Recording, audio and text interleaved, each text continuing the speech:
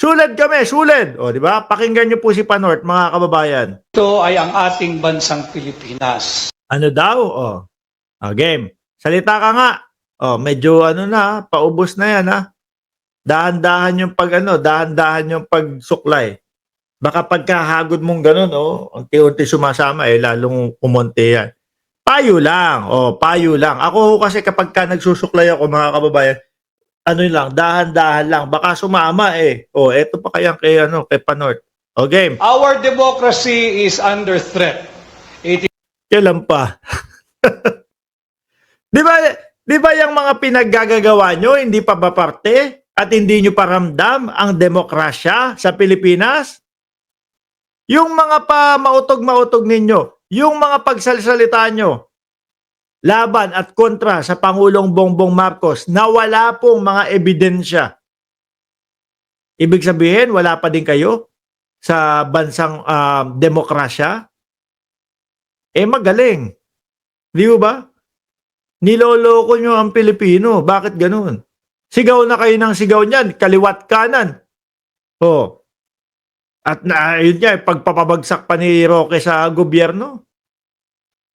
Di ba, mga kababayan? Paano wala na ang demokrasya? Under threat na. Eto naman si Vic Rodriguez. Kaya yung kandidatura mo, hindi man lang hindi man lang po makalasap kahit top 20. Itong si Vic Rodriguez. Yung mga vlogger na sumusuporta kay Vic Rodriguez, ay naku, araw-araw na pong kinakampanya. Pero hindi pa din hindi pa din pumapasok yung pangalan nito, miski sa 20 man lang. Ayun, nandun pa din nasa pang 25, yung mga ganyang posisyon. Kasi yung lakaran nito, mga bossing, wala, paninira. Huli nga yan ni Espiritu, di ba?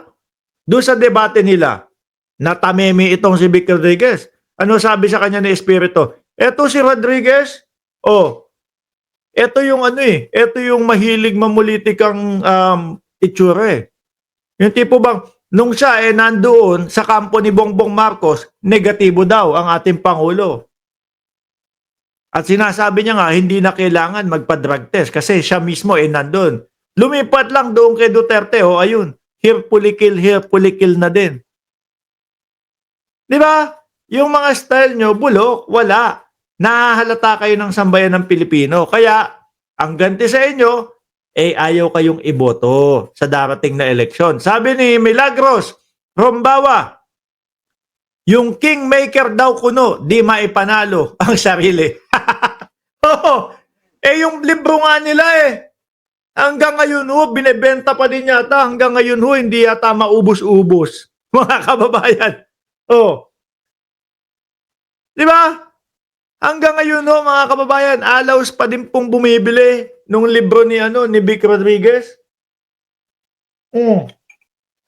Tuloy natin. Pakinggan natin si Panort. Is under attack. Hindi lamang ang kinabukasan naming mga kandidato ninyo, hindi lamang kayo. Diyos ko, kinabukasan ninyong kandidato? Kumakandidato pala kayo? Akala namin panay nagmamautog lang pa din kayo. Kasi mga boss chief sir, kapag sila nasa entablado, ang tanging maririnig mo lang sa kanila, panay atake, panay banat kay Pangulong Bongbong Marcos. Akala ko mautog lang din yon. Kumakandidato pala kayo. hindi namin alam. Kasi ang alam ko mga bossing, kapag kumakandidato, ang mga sinasabi niyan at tanging ipinaparinig niyan sa taong bayan kung ano po yung plano nila o yung plataforma de gobyerno po para sa bansang Pilipinas. Wala ka naman maririnig dito. Ayan, ganyan. Under threat ang ating bansa, under threat yung ating demokrasya, sinisikil yung mga karapatang pantao, etc., etc. Masaya nga ang mamamayang Pilipino ngayon. Bakit yung mga kababayan natin na maliliit kahit papaano, ayan, nakakalaban doon sa malalaki, doon sa mga milyonaryo, kagaya ni Buloyski. Bakit Sa tulong ng gobyerno ng Pilipinas. Pumapatas, di ba? Kabayan ko, kapatid ko, one squad, forever. Correct, Boss Mark Ramos. So, hindi kagaya nung kay dating Pangulong Duterte. Kaya nga pumunta at nakarating ng ICC. Yun yung reklamo nila. Bakit? Kasi, nung panahon ng dating Pangulo Duterte, hindi makakaporma yung mga ganong reklamo kay dating Pangulo. Sabi nung mga nagreklamo, nako, walang kahihinatnan to sa gobyerno ni Duterte.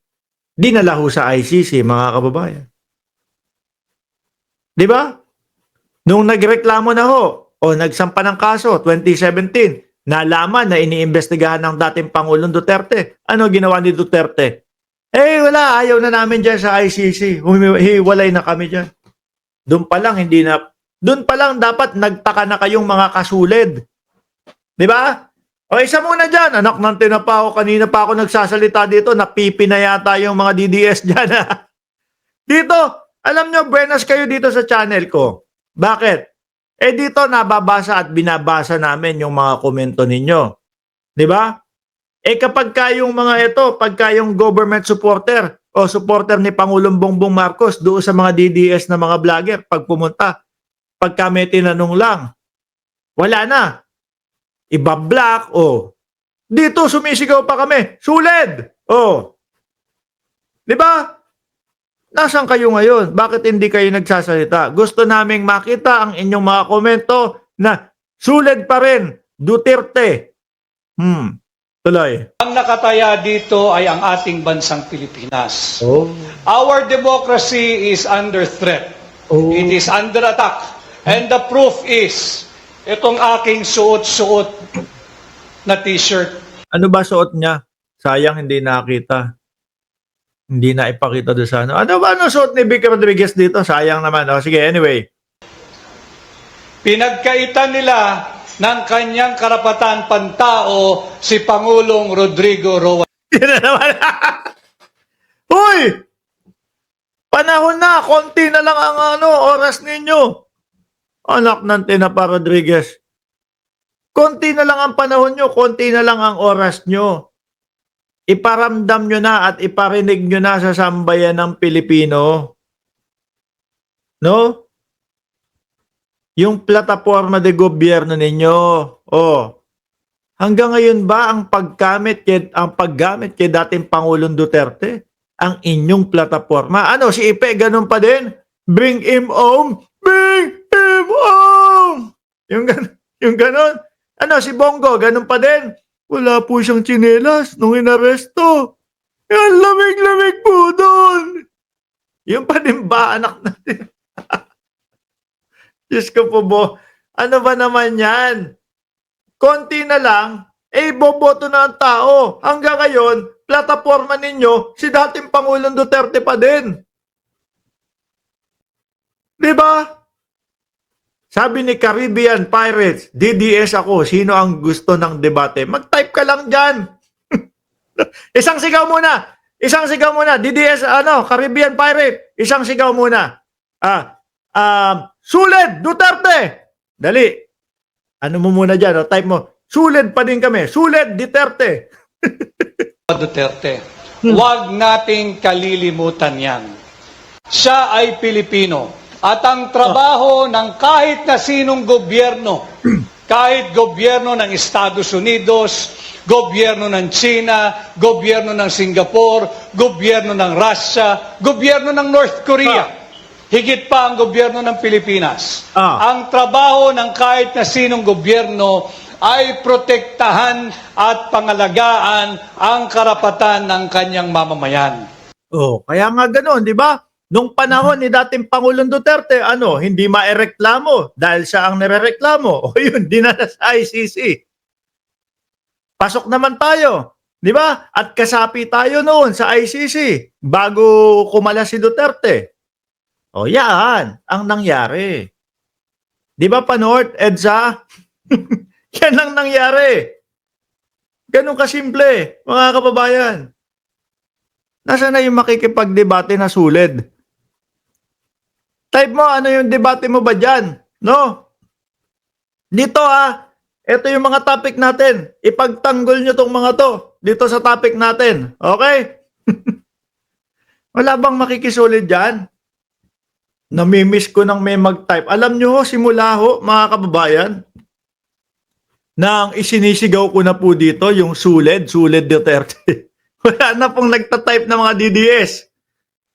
No? Kakaunti na lang po. Anyway, tigilan na natin yan si Rodriguez. No? Wala naman ho tayong mapapala kay Rodriguez, kundi ho ang paulit-ulit mga kababayan na di wala, paulit-ulit na bring him home, pauwiin na ang dating Pangulong Duterte. Tingnan mo si Yayaning, taga Cayman, Suled, magkakasa. Nawala na yung mga DDS dito.